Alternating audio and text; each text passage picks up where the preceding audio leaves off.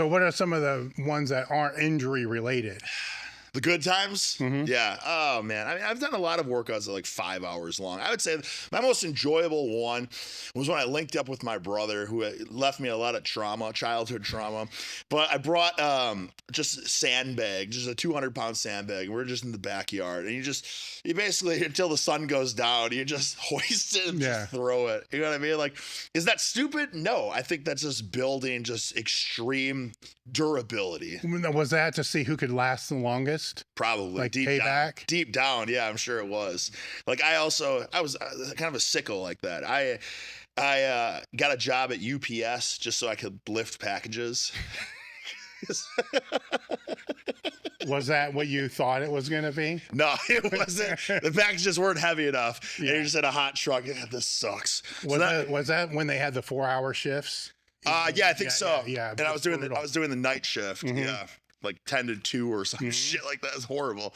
So then I was like, okay, I'm going to work at this warehouse and move pallets all day, like a forklift operator, because you got to like load the pallets up with 50-pound Johnson & Johnson's cleaning products.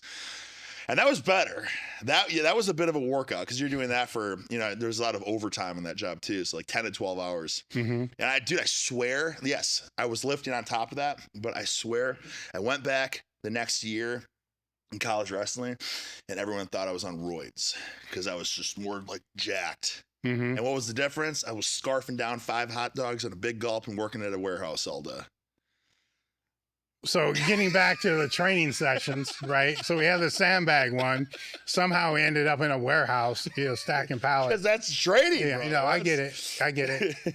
There was a time I worked in, Sunny Delight orange juice. Yeah. Where I worked in the factory there, and I had the shit job of, pulling the 24 count small bottles and stacking them on the pallets.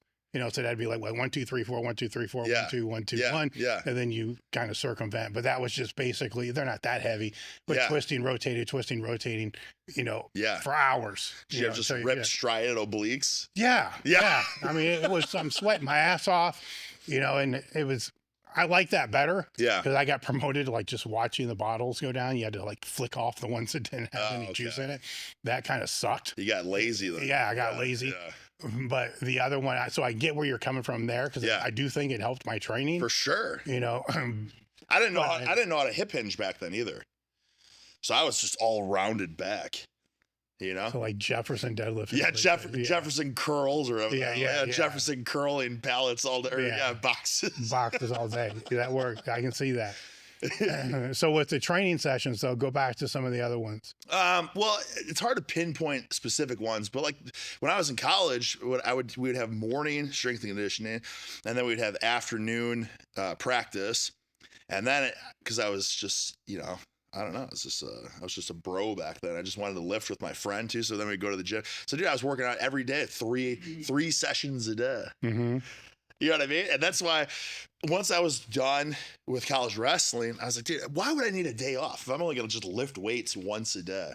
That's another thing that really built up to, I guess, my character now, that I don't believe in the off days because it's, maybe some people do need it. Maybe some people do if they're that, like, their work capacity is that garbage.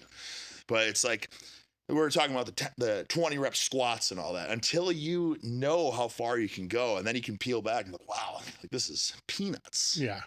Yeah. But also, if you want to talk about, I would say probably one of the best with what you're referring to workouts was the first time. So there was Hurricane Irma in 2017. And my wife flew to Wisconsin with our daughter to evacuate. And I had to stay with the dog and the cat.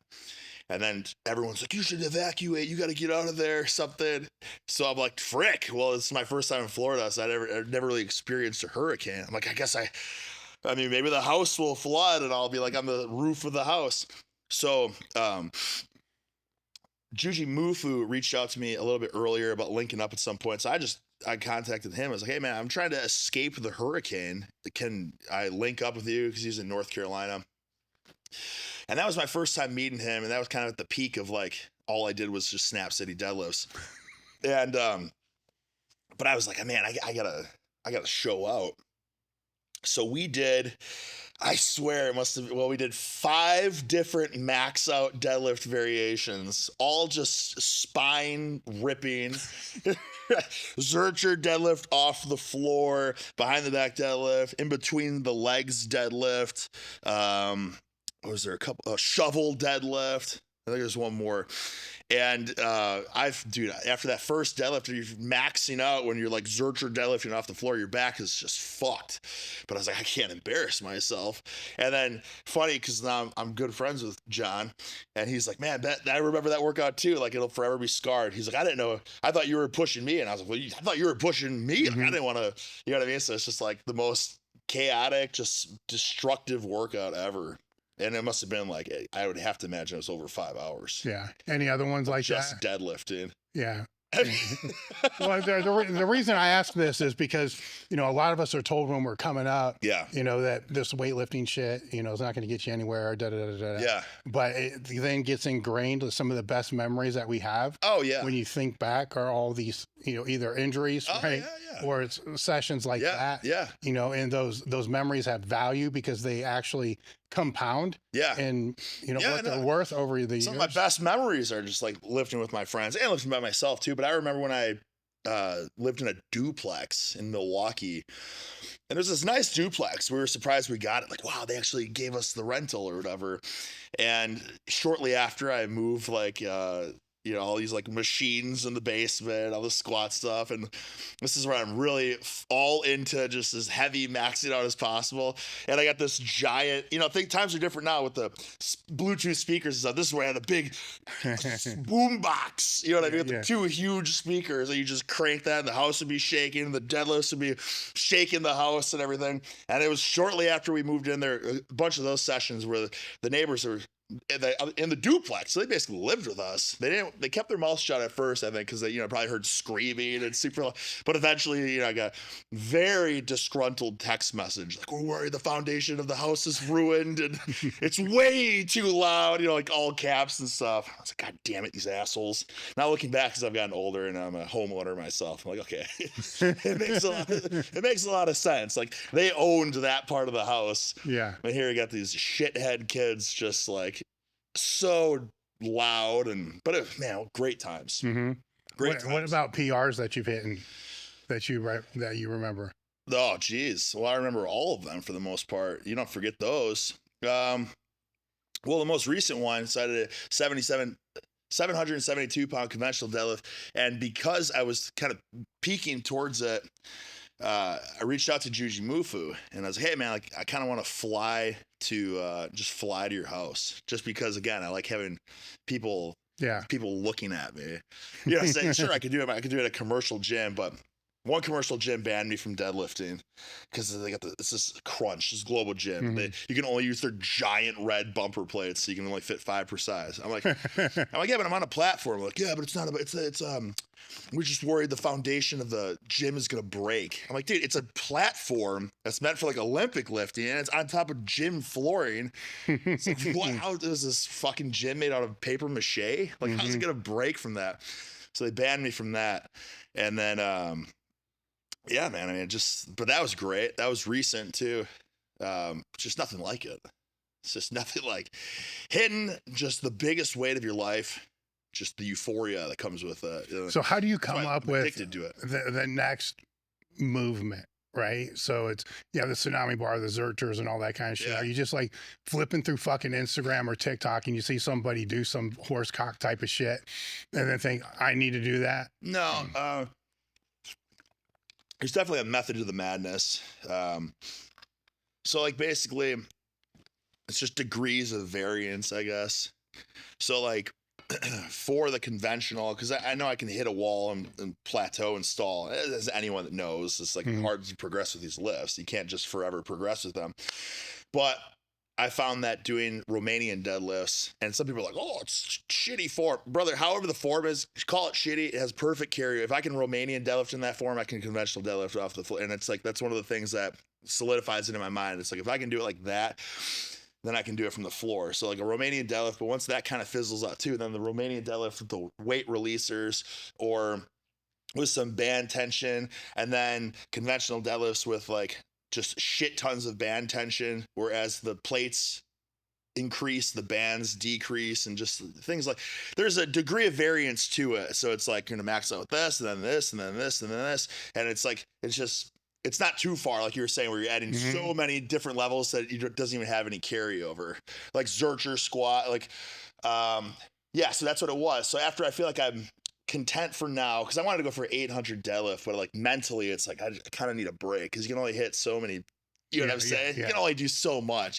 where it takes so much adrenaline and zip, or you know what I'm saying? It takes so much of that where it's like, okay, I don't know how much more I have in me, but the enthusiasm is withering. That's what it is. It's the enthusiasm is not quite the same as it was a month ago.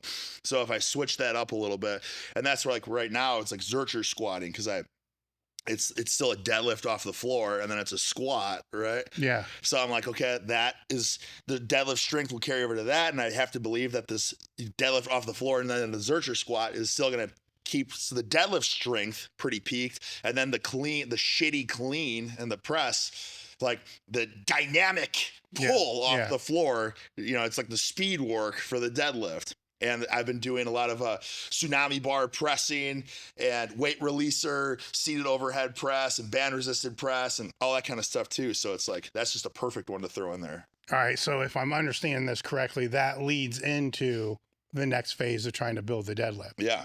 So you do have a method behind all this. Yeah. Yeah. That regresses back through. Now with the overhead press, why the overhead press as opposed to a bench?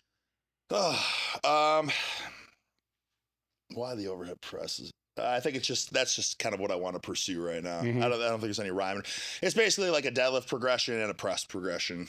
So whether it's flat bench or incline or overhead press, I just feel like overhead press is more gratifying of a clean to a press, and a big seated overhead press, and just a strict press and a push press. And there's so many ways, whereas the bench is like, for the most part, because I feel like my incline doesn't carry over to my flat, and my decline doesn't really carry over to my flat.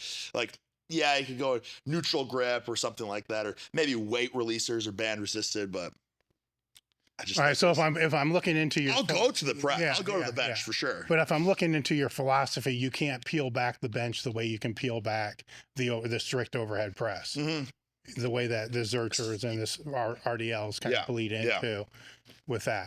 So the bench actually becomes like an accessory for the overhead press. Yeah, 100%. Okay. 100%. So the two main things are the deadlift and the overhead press. Yeah, as of right now, for sure. Yes. Yeah. So that's what your whole, not philosophy, but goals revolve around. Yeah, and then like obviously once say we're conventional deadlifting, and then we're going to a Romanian deadlift, and then we're going to variations of the Romanian deadlift, and maybe below the knee rack pull, and then we kind of, as we progress with all these, we kind of go back and progress with the conventional deadlift, because I find that I've the Romanian deadlift and the below the knee rack pull have perfect carryover, probably because I grip and rip. I use no leg. I just use all spine shattering pull. So they have great carryover. But once this is all totally zapped, then we're going to go this direction with a trap bar deadlift or a behind the back deadlift or something like that. Yeah, no, that makes sense. It was a bit easier on the spine in a way. People wouldn't think so, but it is, because it's more in line with the midline of the body. Yeah. Well, for you, you're not going to bend over as much. Yeah, not for the trap bar. But even like the behind the back deadlift, like it's in line with your hips. It's like terrible. Like your back has to round to do the lift, but it's surprisingly doesn't hurt your back. So the last time we spoke, you were taught you were going to get the Vogel pull thing. Oh yeah. Yeah, I got it. How have you used that? Oh, it's great. Because I saw the one where you had it on backwards, right? And but dude, that's great too. Yeah. And that's the power pull, man. Listen, I have no stake in this company or anything. I just saw it. I just thought it looked funny and I wanted to use it. But first of all, walking with it, I have to believe is one of the factors that led to me hitting deadlift PRs, because I've never felt like a pump. It's like a specific part of your back. It's not like your super low back. It's not like it's just like it's in between like your mid and your low. It's just, but it isolates it in a way that nothing else. And I feel like it bulletproofs it, so that when I grip and rip those deadlifts and it's like stuck here off the floor, it doesn't round me over anymore. Like I'm locked in, and it's very unique. And I'm a huge fan of it. It's just hard to know. It's just hard to walk around. There's a place to walk with it. If I take it to the gym, I might get banned for life. You know what I'm saying? Like they're very tolerant of me right now, but I don't know once I have that giant shaft walking around the gym, like it was sexual harassment or something for the people there. And then my neighborhood too, like I'm already very loud and disturbing to the neighborhood side. I feel like, so I kind of with that, I'm like walking my backyard, but the grass is uneven and stuff too. So I got to fine tune that. I've tried doing just hip hinges with it. It's okay. I find that doing the walking is like the perfect movement with it. I guess that's what it was designed for anyways. And then I was like, oh, this is sick. Like I want to do deadlifts with it and I want to do squats with it while wearing it. But it's a bit awkward. Maybe I haven't figured it quite out yet, but I tried it. It wasn't for me. But flipping it on back, because when it's in front, the plate kind of gets in the way. Like if you hip hinge, like no matter where it is, like the plate you can't bend any more than this. So like maybe Dimmel deadlift, is that yeah. Maybe you could do that. It's just the squatting's kind of strange, but I'll mess around with it still more. But when I flipped it around, I was like, holy shit. Now the only problem with that is you need a partner. Yeah, somebody's gonna have to put weights on yourself. Yeah. But if you have a partner that can put it on, because it's still like all that weight, you're still leg driving all that weight with the deadlift, but it's the only mechanism I know in this world that makes the lockout easier.